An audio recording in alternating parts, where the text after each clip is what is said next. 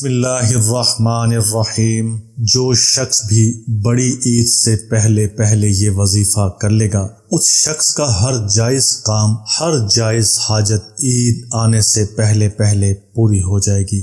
جو آیت آج میں آپ کو بتا رہا ہوں، یہ آیت قرآن پاک کی سورۃ یاسین کی ایک چھوٹی سی آیت ہے، اور مجھے امید ہے کہ آپ نے بھی اس کو کئی بار پڑھا ہوگا اور کافی جگہ پر اس کا ذکر بھی سنا ہوگا۔ بزرگان دین اس آیت کی تعریف میں اس طرح سے ارشاد فرماتے ہیں کہ اس آیت کا ورد اپنے زبان پر رکھنے سے فقر و فاقہ دور ہوتا ہے، اور اگر کسی کو روزگار کی پریشانی ہے تو وہ بھی اس آیت کے پڑھنے کی نسبت سے دور ہو جاتی ہے اور بے پناہ رزق ملتا ہے۔ اب بزرگان دین نے اس کے پڑھنے کے دو طریقے بیان کیے ہیں۔ ایک طریقہ تو یہ ہے کہ آپ اس آیت کو چلتے پھرتے، آتے جاتے اپنی زبان پر ورد کے طور پر رکھیں اور ان گنت لا تعداد اس آیت کو پڑھیں، اور ایک اور طریقہ یہ ہے کہ آپ اس آیت کا وظیفہ کریں، اور کم سے کم جو وظیفہ بیان کیا گیا ہے وہ 40 دن کا ہے۔ میں آج آپ کو یہ دونوں طریقے ہی بتاؤں گا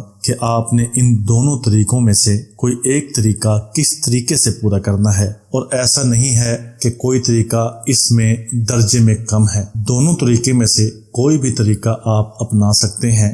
ہر طریقے کا اپنا درجہ ہے اور اپنی برکات ہیں۔ پہلے طریقے کے مطابق آپ ایک نیت کر لیں کہ میں نے یہ عمل شروع کرنا ہے۔ اس عمل کے کرنے کے لیے آپ کو اجازت کی ضرورت نہیں پڑتی، صرف آپ اپنی ایک نیت اپنے ذہن میں رکھیں کہ آپ اس آیت کو کس حاجت کو پورا کرنے کے لیے پڑھ رہے ہیں، اور 2 رکعت نفل نماز ادا کرنے کے بعد آپ اس عمل کو شروع کر سکتے ہیں۔ اور جب تک آپ کی حاجت پوری نہیں ہو جاتی، آپ اس آیت کو ان گنت اور لا تعداد روزانہ کی بنیاد پر پڑھ سکتے ہیں۔ جتنا آپ کا اس آیت کو پڑھنے میں دل لگے گا، جتنی آپ کو یہ آیت اپنی طرف کھینچے گی، اور جتنا آپ اس آیت کی طرف کھینچے چلے جائیں گے، اتنی جلدی آپ کی حاجت پوری ہو جائے گی۔ راہ سلوک کے بزرگان فرماتے ہیں کہ جب آپ کسی آیت کو پڑھ رہے ہوں اور آپ چاہتے ہوں کہ آپ کا دل اس آیت کے پڑھنے کے اندر لگے، تو اس کے 7 درجے ہیں کہ جن درجات پر عمل کرتے ہوئے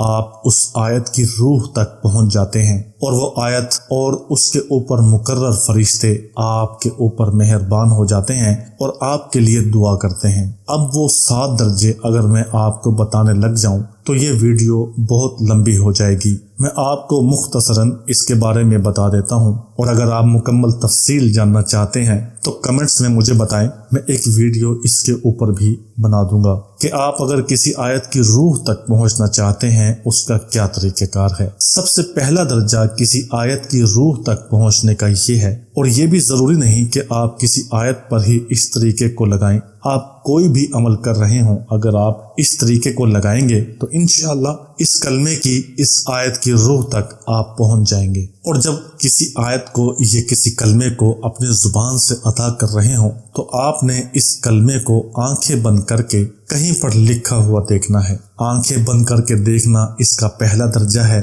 آنکھیں کھول کر دیکھنا اس کا دوسرا درجہ ہے۔ جب آپ اس کو پہلے درجے میں دیکھیں گے تو آپ کو کالے رنگ میں لکھا ہوا نظر آئے گا۔ پھر جب کالے رنگ میں آپ کے دیکھنے کی بڑی اچھے طریقے سے پریکٹس ہو جائے گی، اس کے بعد دوسرا درجہ جب آئے گا تو آپ کو سنہری حروف میں وہی کلمہ لکھا ہوا نظر آئے گا۔ اسی طریقے سے یہ درجے 7 درجے تک جاتے ہیں۔ باقی انشاءاللہ میں آپ کو کسی اور ویڈیو میں بتاؤں گا۔ آپ نے مجھے کمنٹس میں ضرور بتانا ہے۔ تو 2 رکعت نماز نفل ادا کرنے کے بعد آپ یہ عمل شروع کر سکتے ہیں، اور لا تعداد آپ اس کو روزانہ کی بنیاد پر پڑھیں اور اپنا مقصد اپنے ذہن میں رکھیں۔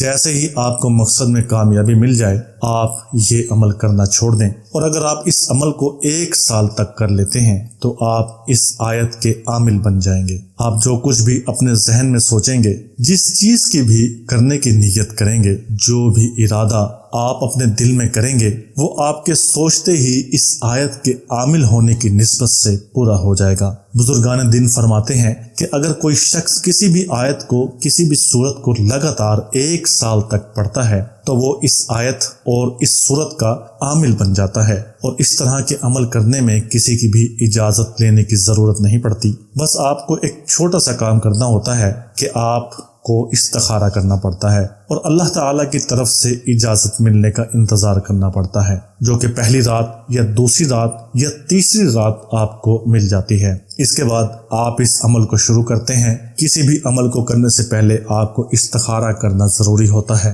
اب آتے ہیں اس آیت کے دوسرے طریقے کے اوپر کہ جس میں آپ کو اس آیت کا وظیفہ کرنا ہے۔ 41 دن کا یہ وظیفہ ہے۔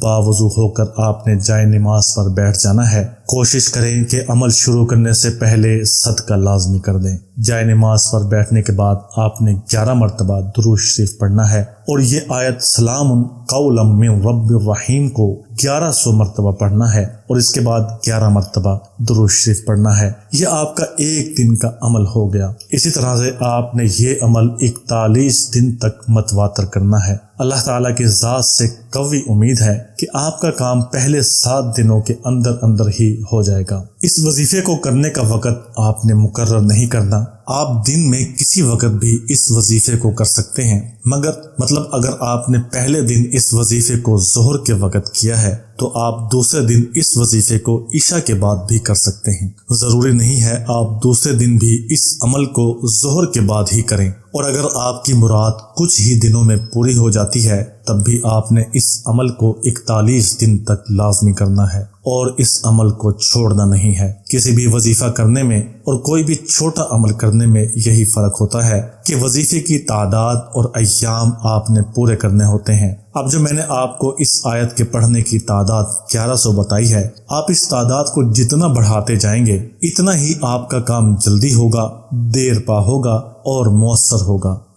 آپ اس کی تعداد 1100 سے بڑھا کر 2100 بھی کر سکتے ہیں، 4100 بھی کر سکتے ہیں، لیکن کم سے کم 1100 مرتبہ لازمی پڑھنا ہے۔ پہلے 2-3 دن کے کرنے سے ہی آپ کو اس وظیفے کی تاثیر نظر آنا شروع ہو جائے گی اور آپ کی زندگی یکسر تبدیل ہونا شروع ہو جائے گی۔